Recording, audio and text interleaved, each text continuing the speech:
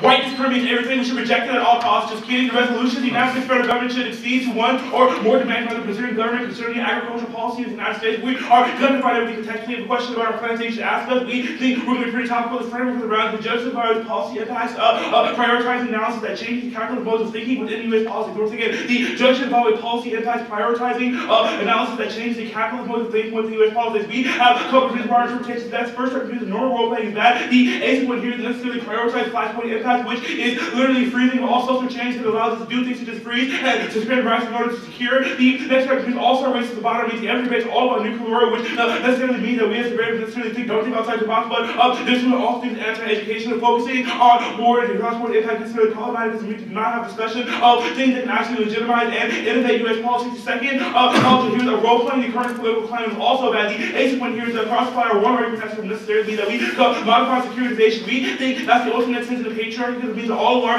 policy extension necessarily rooted in the fact that we need to control and securitize ourselves. But additionally, we think that also current U.S. politics is rooted in imperialism. We will give several words on case of why it's true later on. But additionally, we also think it proves that the current political climate is ineffective because of the fact that there is an inevitable amount of infighting between Democrats and Republicans, and our two-party system is necessarily just rooted in old stale policies that we think is bad. The third argument here is that we actually the best policy methodology and whether to be advocated for will change the calculus mode of thinking that would necessarily liberate the press. The fourth argument here is that our interpretation is also best for education. The eighth subpoint here is necessarily unique, which we think outside the box, which means we are internally to non-normative education, but we also think it's necessarily grounded in creativity, which is an addition that benefits our interpretation. The fifth argument here is that flashpoint impact is necessarily problematic.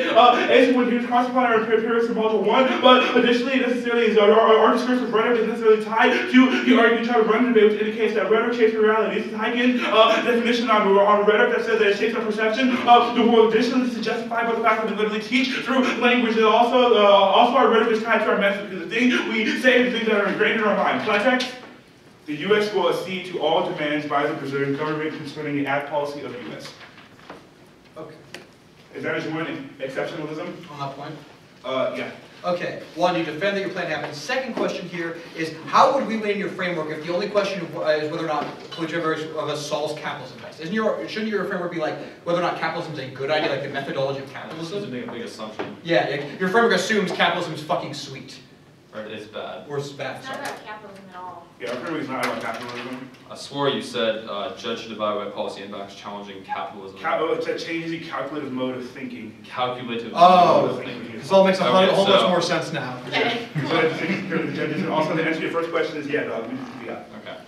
Advantage one, exceptionalism. The eighth one here is United States policy in Brazil is rooted in exceptionalism, imperialism, and culturally flawed understanding of Latin American culture. The one argument here is that declassified CIA documents prove that we had covert ops operations in Brazil that supported arms of non-state groups. But the second argument here is that that has resulted in 1,000 deaths of individuals. The third argument here is in 1964, the United States overthrew President Goulart, subverting democracy elected leaders. This indicates that we only did this in order to get access to better trade ties, as Goulart wanted to separate trade ties to the United States. The fourth argument is the United States also restricted Brazilian immigrant visas because we determined their worth was less worthwhile to other immigrants from continents to Asia. This means the United States necessarily judges these individuals and puts a value on them. The fifth argument here is the United States also just plays import tariffs on Brazilian nuts. This is problematic because Brazilian nuts is the most sustainable industry they have, but additionally it forced them to transition to cocoa. This is necessarily important because the United States is constantly condemning Brazil for allowing shot, slash, and burn tactics, but they do necessarily ignore the root cause of this, which is United States terrorists that force them to move into this industry. Necessarily problematic because it means that we are always destined to fail in political engagement with these countries as long as we have these culturally flawed understanding. The sixth argument here is in 1890, the United States created a Panamanian army in order to guard against Brazil. We did this for two reasons. Number one, because we feared communism, but number two, we also didn't like the new secularist constitution. Reason as to why our standpoint epistemology is problematic with status quo. The seventh argument here is in 1944, FDR promised Brazil that he would advocate for a seat for them on the United Nations Council in order to get access to the signing trade treaties. Once they signed these treaties, we reneged on this deal and did not advocate for the interest in the United States Security Council, which means that we only tried to puppet them with the will of the status quo. The eighth argument here is that our argument isn't just that the United States has done fucked up shit in the past, but that we must change the scope of the United States imperialism in order to effectively engage with the other. The basic point here is the sovereignty. The one argument here is that we change the calculated mode of thinking which is U.S. politics, that we just concede to all demands without necessarily having constraints or conditions. The second argument here means that our criticism is the instance of unveiling exceptionalism. All of our historical analysis necessarily embrace a rejection of exceptionalism. Embracement by the three judges of this group necessarily means that it is endorsing our changing the scope of the calculated mode of thinking. The next argument here, the plan is a concession without consequences. The A point here is that the plan makes the United States vulnerable, which succeeds all of their agriculture demands. The B point here is that it also legitimizes preserve community, views them as equals. We make concessions to Russia all the time on stuff we don't want to do, such as decreasing nukes. The problem is we prioritize Russia because we view them as a strong country, and we view them on equals because they are a strong military country. We should have this kind of mindset in all countries, even countries such as Brazil, that prioritize their military. The third argument here is that also you should also our plan is the prioritization of structural impacts. First, the A point here is that it causes us to necessarily interrogate our structural impacts in other places, which means that there's potential for our changing the calculated mode of thinking to spread into other areas. C, set point here is the impact. More argument of self-determination. A world and which can necessarily reject the United States exceptionalism and will just be justified. The sovereignty of Brazil, which saw that for all the historical underpinnings in which we criticize in our A subpoint. The second argument here is policy disposability is inevitable without the worthy act. It means that we can allow violence against the other. Cross-by all the reasons for that justify violence against the past. The A point here is this necessarily outweighs dehumanization because it's a killing of our ontology, which means that this decreases any tangential risk of happiness. The next argument here is this means that access to multiple dimensions, which means that it necessarily outweighs death. Our argument here is that death can sometimes liberate our ontology and liberate our being. The warning here is that monks who participate in self-burnings die, but this necessarily means to liberate their being, but also soldiers that die in the name of nationalism also liberate their being. This is a warning as to why you can die, but you consider that as to ontology, which is why preserving ontology is best because of our solid systemic impact. The next argument is that we also access death. We have read arguments in our thesis as to why United States imperialism has resulted in things such as death, which means that even if they run a risk that death is bad or outweighs, who access is better than they do. The fourth argument here that's trying to die for us. We have one that United States imperialism is the root cause of other problems with the interstate conflicts to indicate there's only a risk that changing the calculus mode of thinking in context of United States imperialism is key to our solvency. It'll be their framework arguments on top, advantage one up on bottom.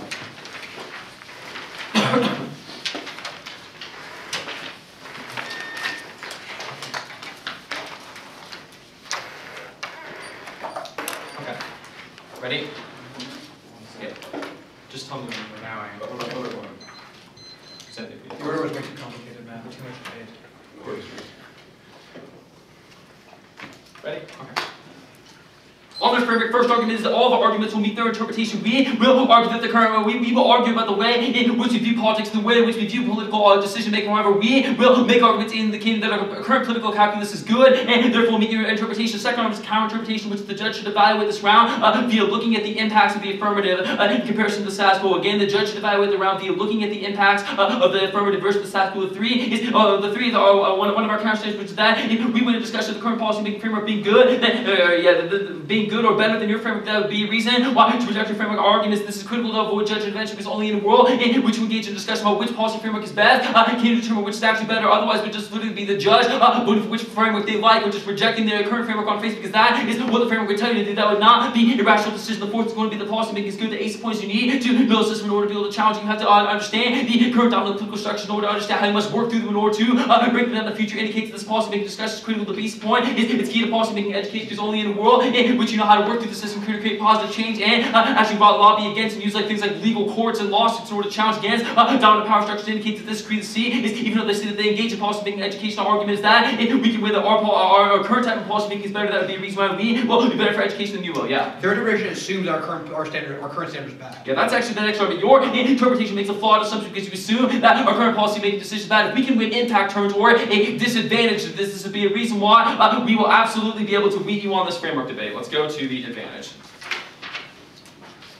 What's going to be termed that U.S. exceptionalism was absolutely good, that this is because it's absolutely key to creating unipolarity only in a world in which we can act exceptionally. Will we be able to create total military dominance over the rest of the world addition we need to be able to do things like violate rules like we did in Iraq in 2003 in order to engage in a necessary amount of power projection. Indicates this absolutely critical to unipolarity too. Unipolarity is key for a variety of reasons. The ace of points unipolarity is empirically the only way to check back the world. The 15 years of unipolarity that happened after the collapse of the Cold War had the lowest rates of conflict and death and conflict in the entire recorded human history. indicates unipolarity is always the best way to solve a conflict. The basic point is unipolarity is absolutely key to negotiation. The reason why we were not able to stop something like World War I from breaking out and engage in diplomacy prior to that, because we were not a unipolar power, therefore they did not have to listen to us because they had no fear of repercussions. Indicates that this is absolutely key to diplomacy and actually understanding the other in the long term. The C is absolutely key to avoiding hegemonic ambiguity. Our argument is that the only reason why conflict in the Crimean War happened is because people did not know who the hegemon was. That allowed and justified countries like Britain and Russia trying to power project each other because they didn't know who the hegemon was, not because there was a hegemon, because there was ambiguity. That is the internal link to the war that we will talk about. The decent points, these will always justify things like transition wars, which will always cause a massive amount of deaths, because no hegemon has ever gone down without a massive transition war happening. We also think this cause Russia trying to fill the void, trying to fill the fire vacuum, which will always lead to miscalculations of deployment of nuclear, which is to kill everybody. We will be on the impact debate later down the float. The 3 is use exceptions as absolutely inevitable, regardless of what happens with the affirmative. The ACE point is US will always refuse to get involved. The ICC, which indicates we do not want to have to listen to international norms, indicates you will never be able to solve, or this mindset, regardless of what your affirmative does, it will not be able to solve for this type of consideration. The basic points we will continue to refuse to ratify treaties like CEDAW and LOS, but will continue to push other countries to do it, which indicates that we will still remain exceptions. You have not read solvency arguments for solving for this type of long-term mindset. The CEDAW points we will still have things like Guantanamo Bay, which will indicate, and yet will still pressure other countries on human rights, indicates we will still be exceptionally exceptionalist, which is an odd thing to say, but true. With 4 is US and Latin American imperialism is absolutely inevitable. The basic point is we will still have DEA agents killing people in Colombia, indicates that unless you win arguments, we will pull them out. There is absolutely no risk of this happening. The basic points we will still things like the Monroe Doctrine, which indicates that Latin America is our exclusive sphere of influence, indicates you will not be able to get your reprioritization. 5th argument is death will outweigh dehumanization for a couple reasons. The ace point is you can always come back to dehumanization, whereas death is find out how to cite the rape and Holocaust victims able to prescribe a new valuable life after atrocities. Is the warrant for this. The basic point you have to be alive in order to be dehumanized, indicates you should preference keeping people alive. The biggest impact in round 6 is would be the US military presence in Latin America is absolutely key. The ace point is it actually increases or actually decreases poverty and leads to a better standard of living. That's because US military presence is actually key to forcing the Latin American countries into trade relations. Our argument is that further the countries with strong US trade relations pay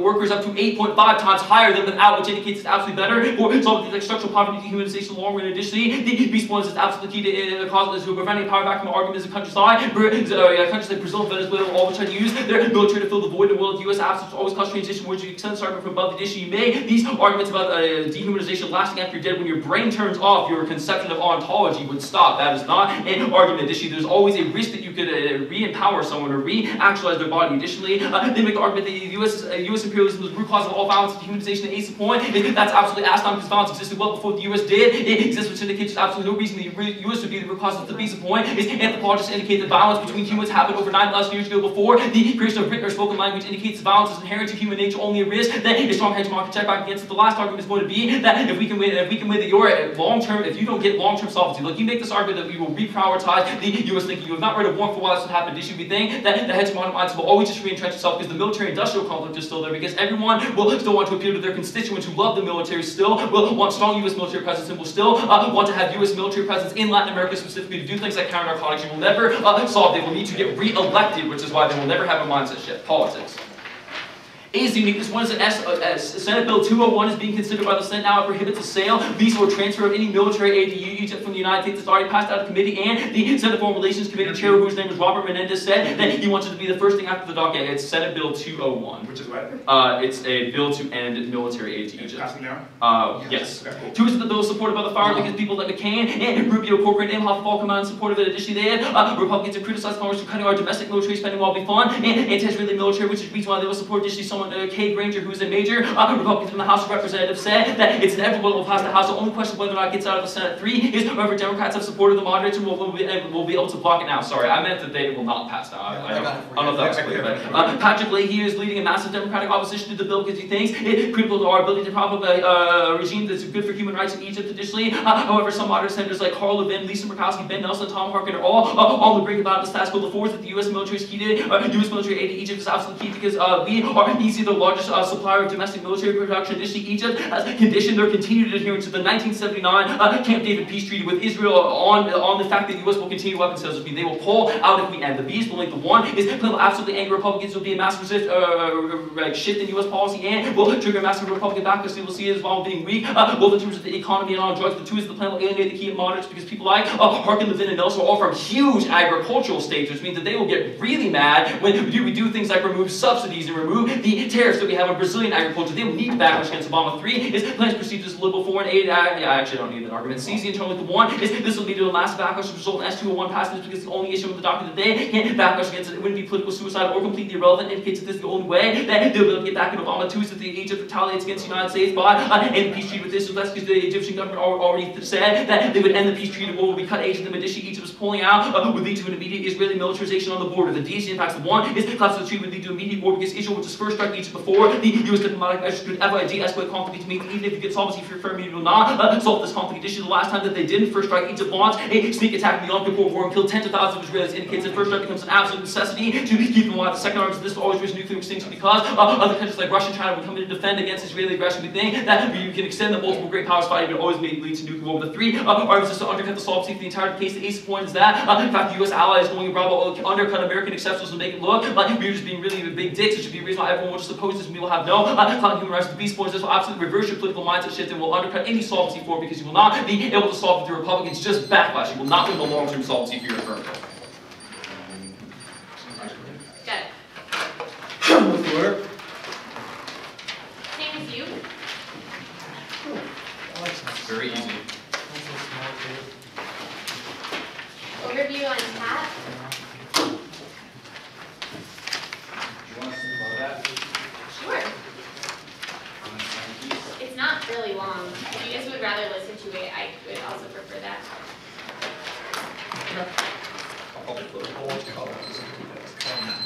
Okay.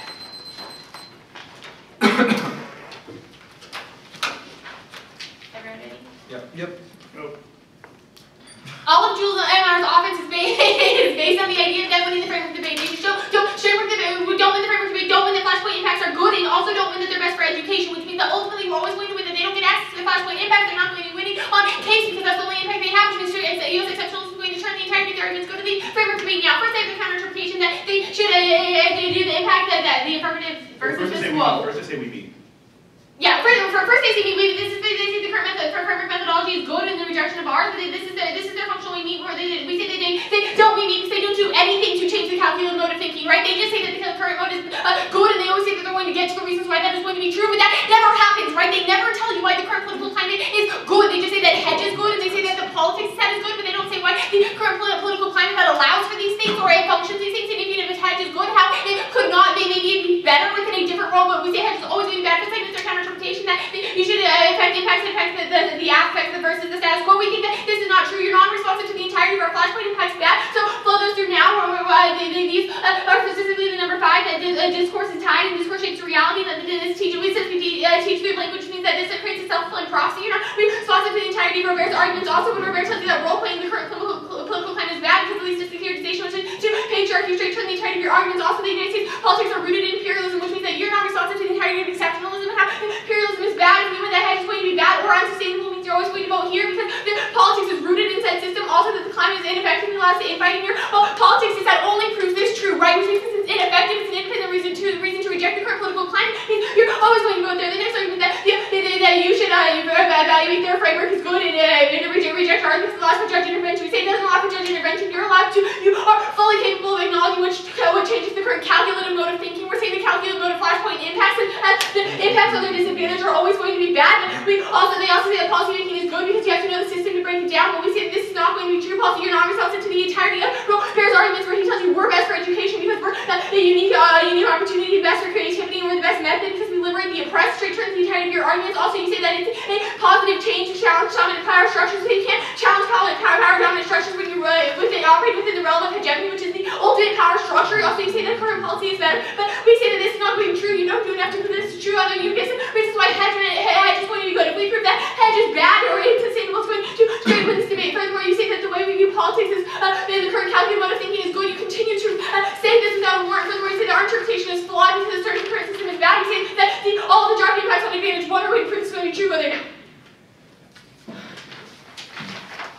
First instance, when hedge funds is going to be inevitable, the little a here is that we're losing scientific technology in this, and I did say the U.S. patents are increasing while China's patents are going to increase 100% in the past decade. The point here is that the 2035 is a $1 trillion project we just put it into, but the plane has been grounded and not meeting the requirements of USFG or the UN. The C point here is that the STEM graduates be sunk in this realm. We're not maintaining tech superiority. The 2 point here is that there's no political will to maintain tech. Little A here is Iraq and Afghanistan prove this back, but the United States is not willing to commit to hard power. This leads because we won't leave bases and we won't risk the casualties because of the current political system. Probably trying to the entire of your impact. This is only increasing since our unwillingness is only increasing the political climate. The viewpoint here is that other countries are aware of this. Is why countries like Iran and North Korea currently continually ignore United States threats because we know we won't act. The viewpoint here is that military spending is not sustainable. The little A here is that the rest we spend more than the rest of the world combined. The 2 point here is that Social Security and Medicare are increasing and there's no political will to cut those things, which means we're always going to have to cut military spending inevitably. The 4 point here is that the direction of the United States policy to reduce United States is to reduce United States hedge. Little A here is Obama and Bush have both agreed to boost as well strategic operations like sticky powers and hard power, which is inevitable. It says, quote, 5 point here is that the growth of the internet allows for it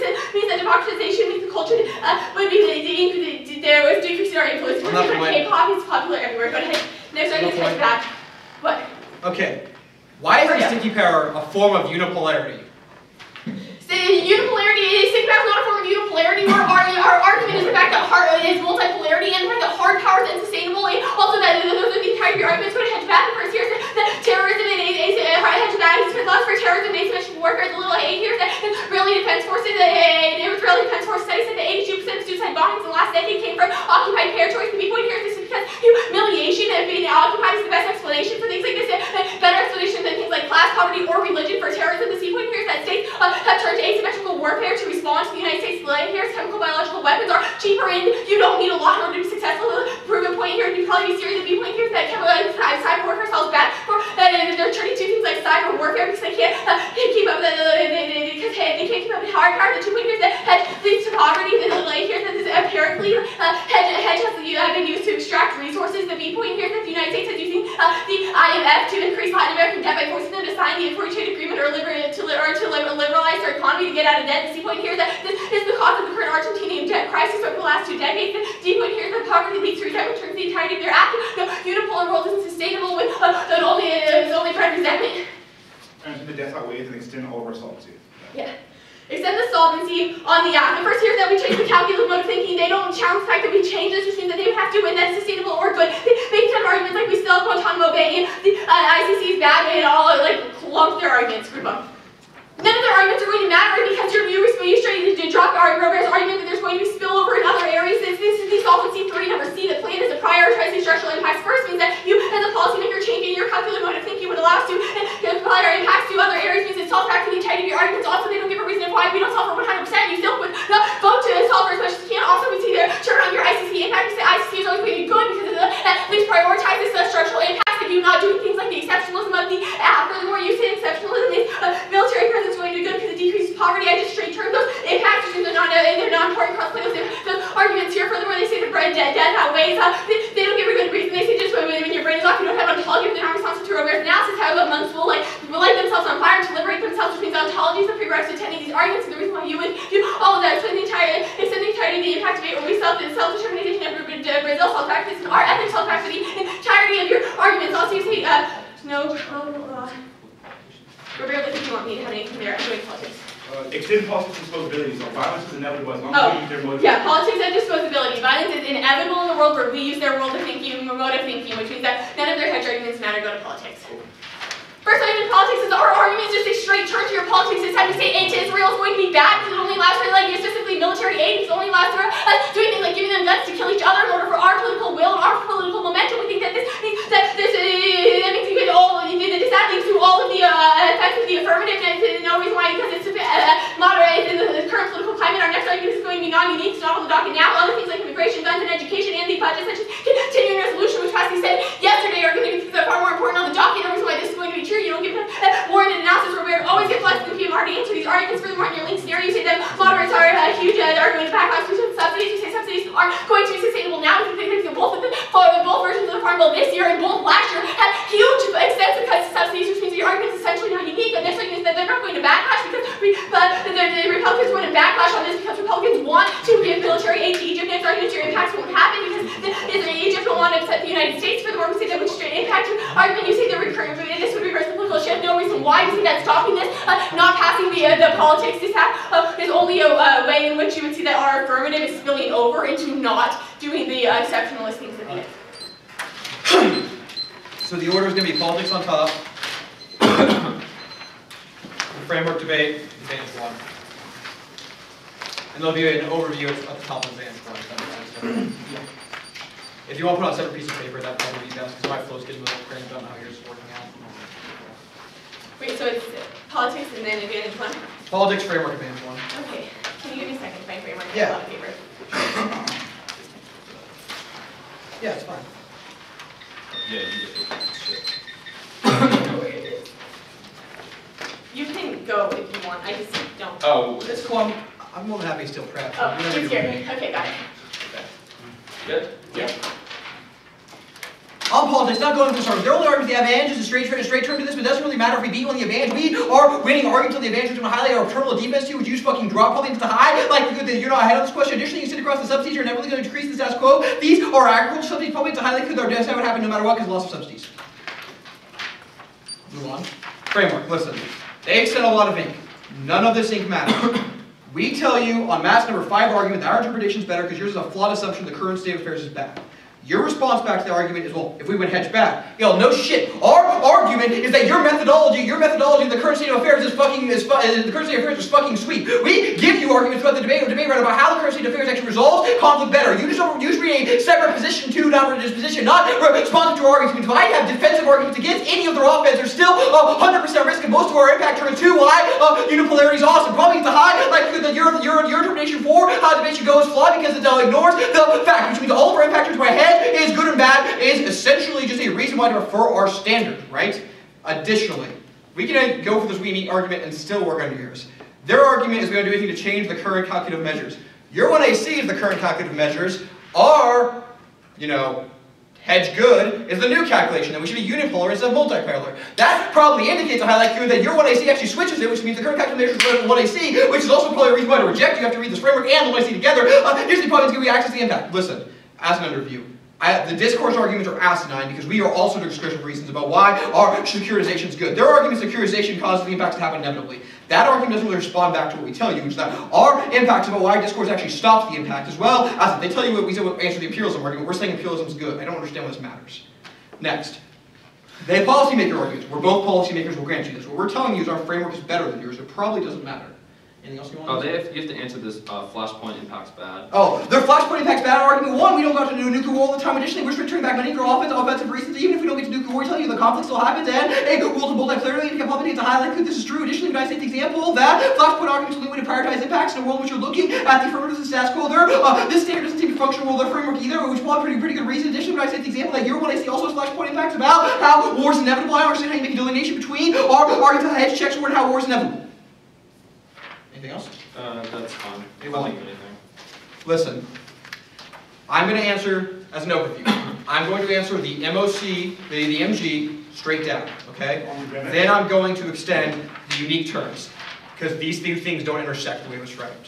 On the first argument. Then I think the hedge collapse is never laughable. You actually talk about how we are having such a bigger budget than other countries. Even if we are on a decrease in the status quo, we have such a bigger military budget than the status quo. It doesn't matter. The second argument, the U.S. science only seems behind when you look at proportionally. We actually have more scientists, even if you move proportionally than any other country. The problem right now with the education system, compare the proportional numbers to the actual physical number. That's one of the reasons why the U.S. seems behind. Additionally, the best research institutes in the world all are in the United States, which is the reason why typically science comes to the United States from other countries. I would cite the example of Yale, Stanford, Berkeley, and MIT. We're all have the best scientific research firms in the world, pointing to high likelihood that we are ahead on scientific innovation. We also have the example of the best drones in the world. Probably means are actually increasing. All other countries struggling to keep up with us. We also are putting thousands of millions of dollars into future technologies, such as nanotechnology, and as well nanotechnology, as well as things like new drones and robots and shit. Probably indicates our technology is going to be good for a long time. Their next argument is no political will. They're arguing against it. Prove that to actually prove anything. This question debates are actually really hard because we can't come to the military in any meaningful way. Probably the highlight of that is it disproves our story. The second argument is the Obama pivot disproves this. Obama pivoted after Iraq and Afghanistan to South China Sea. There's been no political backlash. It indicates a highlight that we bad still has power to the status quo. Additional open new base in South China Sea indicates a highlight that we were actually pushing increasing our presence in other places. All that was a shift to U.S. presence, not a decrease in U.S. presence. It can highlight that the political will doesn't matter. This question next argument they go for. The next argument here go for is that other countries are what? Other countries ignore U.S. threats. The other countries ignore U.S. threats. That's actually probably not the best example. I have. We just flew over B-52 nuclear bombers as a practice run on North Korea, and that we've seen some North Korea back down. In addition, I think the U.S. threats have actually started working to get China on board with North Korea to highlight that the U.S. threats have been successful in the past. Issues are wrong. We actually get down all of their operatives in North Europe. They actually backed down for 10 years after we did that with the Clinton decision. To highlight could this actually solve in the status quo. The next argument, the military spending is inevitably going to cut into this question debate. That argument probably doesn't respond to the fact that even if we lose some cuts in the status quo, we're still a bigger military than the rest of the fucking world. Gets to highlight who we build. The second argument, that's a liberty linear at best. Our argument, the reason right now there's going to be a drawdown, which causes no hegemonic ambiguity. The status quo gets to highlight. About healthcare. Their arguments about healthcare and sequestration are arguments that people give our military more than healthcare. That's probably the reason why the Republican backlash against the Obama healthcare initiative to prove that we actually care more about keeping military strong than giving stuff to our people. Their next argument here, the next argument that we know after the policy actually doesn't reduce things like sticky power. What? They say Obama's moving to sticky power. That's part of unipolarity. Sticky power is the ability to enforce your will. That's a laughable argument making this delineation between the two.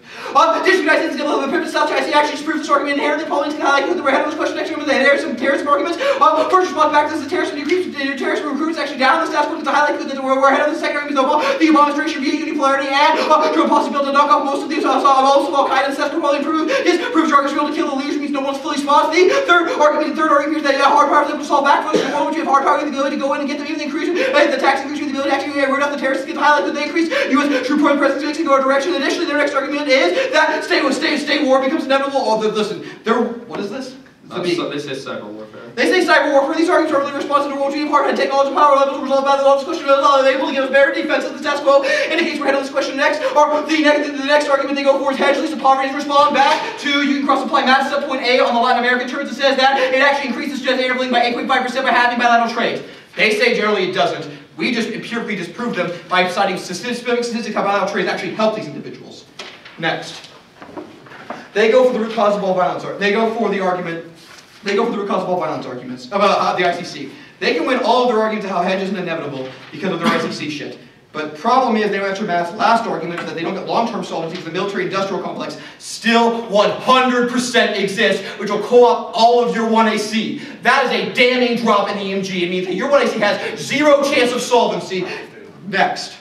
They make the argument that ontology still exists. That argument doesn't make sense. We tell you your brains turn off, our brains turn off, which means there's no ontology after death.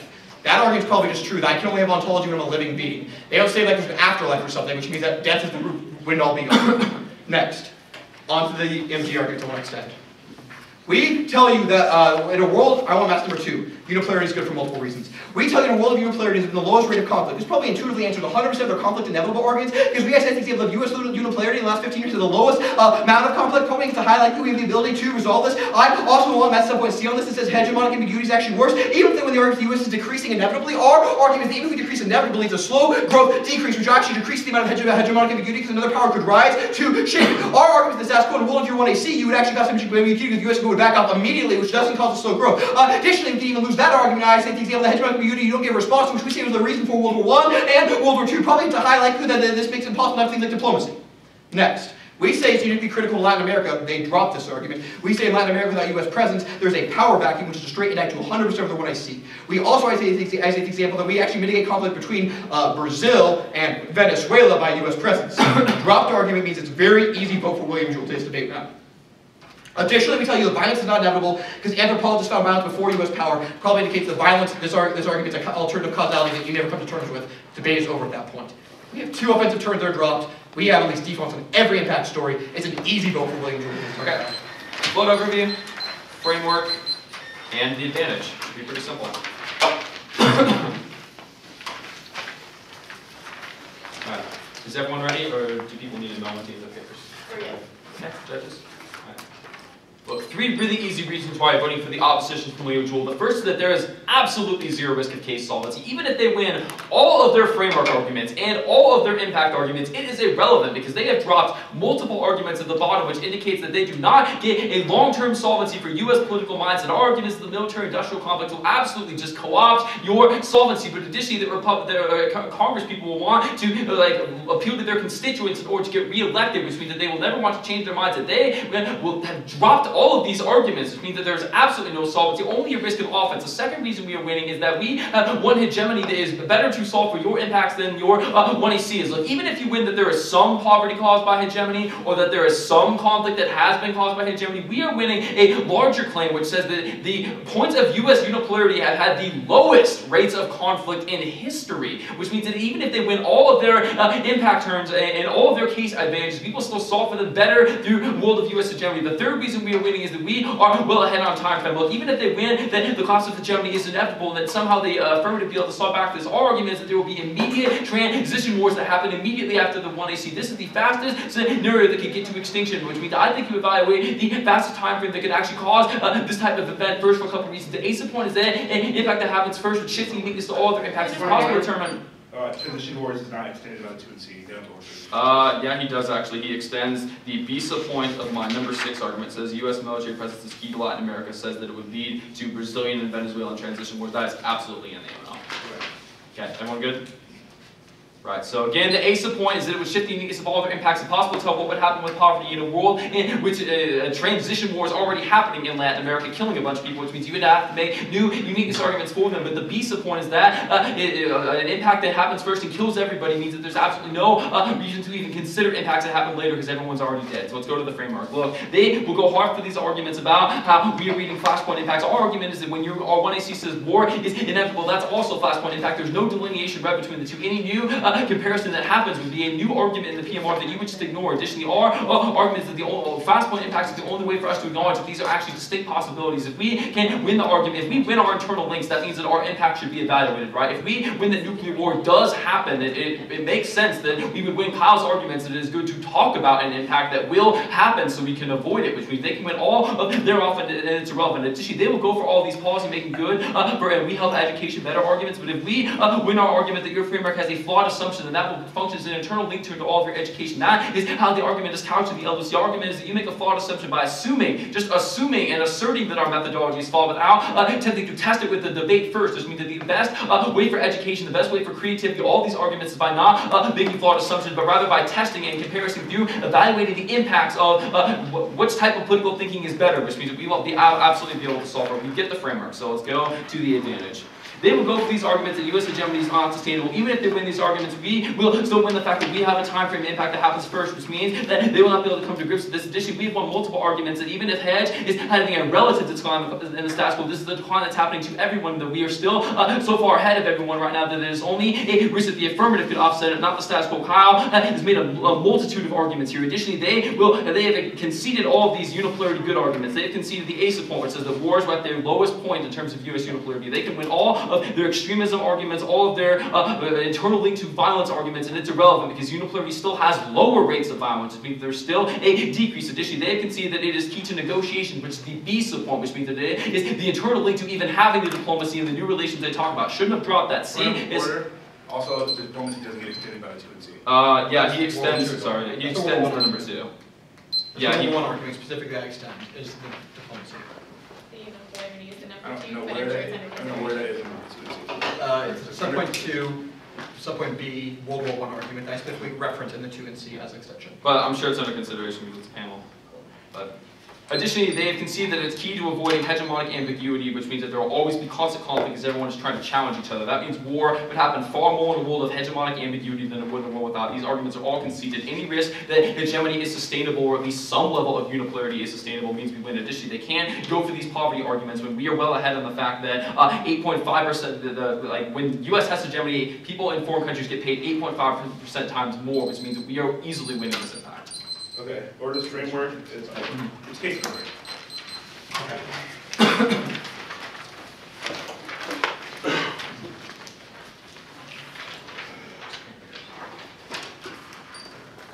Okay.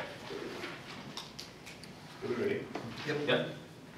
I really don't know why Jewell's so confident in 2 and C and about there getting waxed on the sheet of paper. The overview is text type wins, and we do 2 things. The first thing we have to do in order to win is prove that all of our impacts are rooted in securitization is necessarily problematic for the current mode of political thinking. We will do that because we see the way too many arguments about securitization and your current politics is bad. The second reason as to why I win, if we win any risk that hedge is unstable in the status quo, we should always prefer our impact, especially when all of these last side events one get straight conceded. We are a straight impact turning all of your unipolarity arguments and we'll get conceded a multiplicity of reasons is why we have been culturally fucked up in the past because of our misconceptions onto the line by line. First argument here that you just extended into the current politics is sweet. You just conceded way too many arguments. First, when you extend across relations number 6, from which you said your politics just says proof that the current political climate is ineffective. You said that your politics just says literally an example of the infighting, which says problematic status quo, but more and importantly, she's also shadow extending all of these arguments against straight conceded. We see that normal role playing literally freezes the social, which is suspends all individual rights and all states race to the bottom because we just only talk about war. More importantly, we say it's anti-education because we get access to more unique education than the will of our framework. Additionally, there is no we need or counter-interpretation went for the 2 and C, which means as just policymakers, you are buying our interpretation. The judge should evaluate policy impacts right or just an analysis that changes the calculative of thinking within U.S. politics. They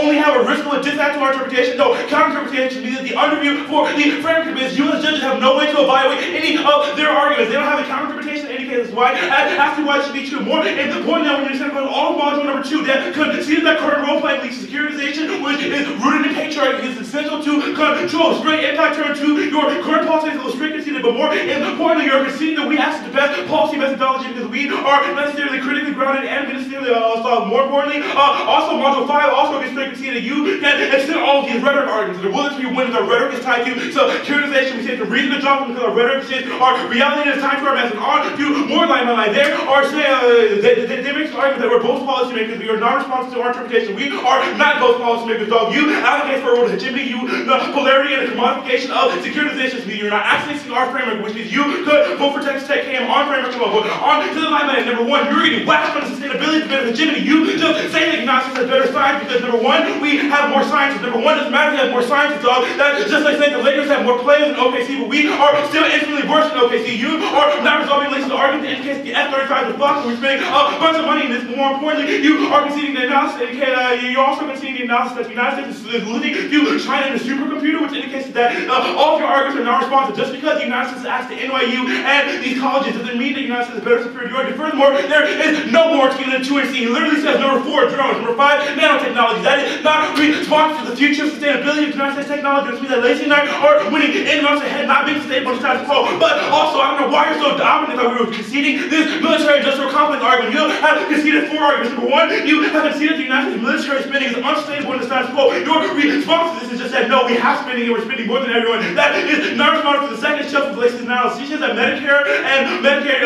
and all these other things are necessitating lots of funding, which means that we will not only cut military spending in the future, which means that all of your arguments are nonsensical, which means that we're running in off to China, having better tech superiority to us, and us not being able to save the future in case all of your hegemony is sustainable. Now arguments just empirically denied. Furthermore, when you listen across Lacey's number 10 and 11, where she said that United States terrorism is necessarily problematic, she says that 82% of terrorism attacks takes place in the occupied stance. That is part of the reasons why United States exceptional is bad because it literally causes terrorism, which means that we are winning in hegemony unstable status quo. But the most important concession on this page is all of the left side that conceded reasons as to why the United States empirically has exceptionalism, and that is how it is the bad thing. You say it called us death, so we literally give more warrants than you do on the United States Latin America argument. Specifically, when we say the United States has terrorists on Brazil, it's not to say that is the most sustainable industry they have, and that it literally forced them to transition to coke. There's a minute left. There's a minute left. Sorry. Keep going. Alright, okay. Also sovereignty. I don't even think about sovereignty. They're just saying some inevitability tendency why United States exception is inevitable. They've conceded that number 1 head does not sustain one status quo, but more importantly, go back to the advantage point. I mean, their argument indicates that we're solving for North Korea because we're bringing China to the table. That is not unipolarity. You're relying on China to solve North Korea, which means that your argument as to why the U.S. is bringing in China is just empirically denies all your claims. On sovereignty, you have conceded way too many sovereignty. First, you have conceded that our context literally changes calculus mode of thinking. No, even not any of our sovereignty is important. And importantly, I want you to consider about that we wouldn't necessarily call the spillover effect because our context is an instance of the United States preferring structural impacts over non-structural impacts, which means that any risk that unipolarity does lead to other good things such as negotiation is solve our act. You have conceded that it spills over. More importantly, you have also conceded all of the impact models. More importantly, policy disposability. We say a world in which you justify U.S. exceptionalism, that means violence against the other is always justified. That doesn't mean war is inevitable, it means violence is inevitable. That's a systemic impact that outweighs all of your claims. Jewell College. I'll start since I sat. For me, I mean, This was a close and good debate. There's lots of clash, but there is one aspect that frustrated the hell out of me, and that's that both teams are saying that violence is inevitable without any qualifications. So that means that like all sorts of violence are inevitable, which would mean that like all the impacts in the debate round happen, which makes it really difficult for me to adjudicate whether or not the terrorism that hegemony allegedly causes is not already inevitable, because violence is inevitable. It makes it highly problematic to vote anyway.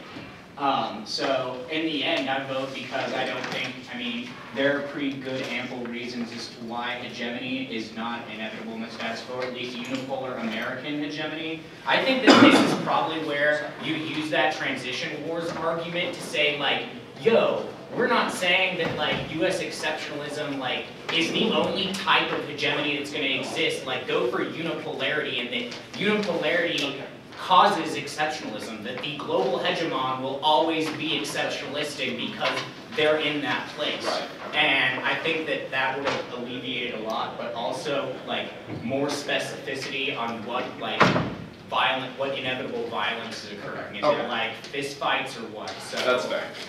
But yeah, that's how I see it. Okay. I evaluated a couple arguments a little bit differently. I think that there's actually a fairly high risk of the military-industrial complex special alternative. Robert, your answer in the PMR is really just an extension of the Social Security, Medicare, and Medicaid that we're spending, but there's actually a warrant in the MO that you're not quite answering, which is that we basically end up caring a lot more about our military spending than we do about our domestic populations, and the domestic populations are fairly easily roped into that. That's why there was pushback against the PPACA. Maybe not the most compelling warrant for why military spending is more important, but at least as I have it, a conceded one. So a high probability that your alternative doesn't solve. I think that their explanation of the framework is really helpful to me, and their framing of it, which is that their hedge arguments function as a test of the educational value of your framework. And so if you're not winning the hedge debate, then you would lose in your framework as well. And I think that you're behind in a couple of places on hegemony. The problem with the hedge debate, and I think, Lacey, the problem with reading just straight hedge collapse inevitable arguments, but not really interacting with many of the LOC's arguments on your case, is that I end up with competing examples without a ton of interaction. And so for every example, every regionally based example, you say we're losing to the Chinese on a supercomputer, I have, well, pivot to Asia, Czechs, and North Korea. So it's difficult for me to resolve those. So I think that then I look at some of the conceded impact terms, not only that apolarity may result in a breakdown of negotiations, but probably the most important and regionally contextualized one, which is that there's transitional violence between Brazil and Venezuela when the United States pulls out. So a conceded risk of that impact term means that I would err on the side of hedge, maybe not collapse. Thank you.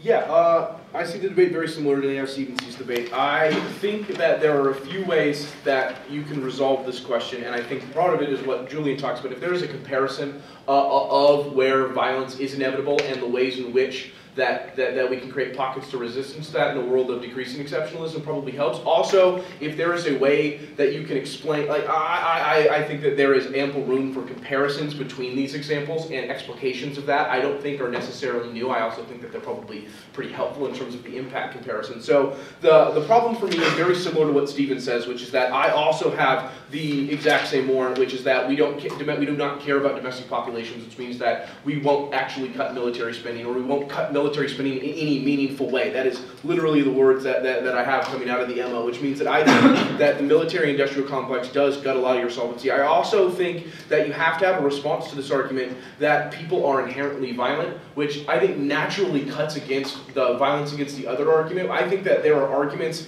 I think that if that is true, though, I think that that can also be a reason as to why exceptionalism is bad, because it guarantees that type of violence. I mean, that is your terrorism argument, right? But there needs to be a better way in which you can phrase it in a world of inevitability. So as soon as you accept that this violence is inevitable, it just becomes a question of reduction. I think that they are ahead in that debate on the hedge question, because I think there are a lot of reasons as to why hegemony decreases, or US exceptionalism specifically decreases the likelihood of conflict. The conflict has decreased the most since the post-Cold War. I also think that you need to, if you're going to extend some of these terrorism arguments, you have to be more responsive to some of the defense against it. Like, I just have a straight up conceded that we will kill all of them with drones, right? Like, we will kill all of Al-Qaeda and cut off their leaders, which prevents fill-in. I think that that seems to cut heavily against the terrorism impact, but probably also provides a justification for hegemony. I will also say that I think Stephen is correct in that I am fine with this shotgun approach straight down, but at the very least you have to articulate what these mean in comparison to all of these arguments. Also, it probably also means that these are happening now,